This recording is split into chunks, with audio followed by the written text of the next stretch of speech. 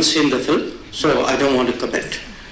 But I'll tell you something interesting. In 1984, there was a hijacking. I was a very young officer. I was part of the team which was dealing with it. My son was a few months old.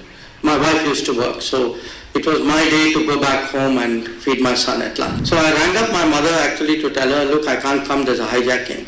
And then I discovered my father was on the flight. I was part of the team which was working on the hijacking. On the other hand, I was part of the family members who were pressing the government on the hijacking. On the hijacking issue, to be fair, I haven't seen the film, so I don't want to comment. But I'll tell you something interesting, which you may remember. In 1984, there was a hijacking. I was a very young officer. I was part of the team which was dealing with it. And midway through the hijacking, I realized, not midway, about 3-4 hours, those were the days you didn't have cell phones and all that. So, and I had a small, my son was a few months old.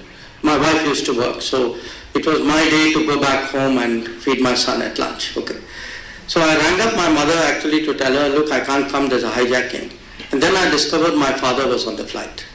Okay. And the flight ended up in Dubai. It's a long story. But fortunately nobody got killed, but it could have ended up wrongly. So I know what, and it was interesting because on the one hand, I was part of the team which was working on the hijacking.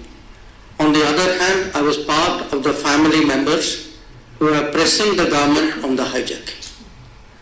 So actually, I had that very unique window into the, on both sides in that sense of the problem. So I do understand, often these are situations, and look in movies, movie guys don't make the government look good, then nobody look at the movie.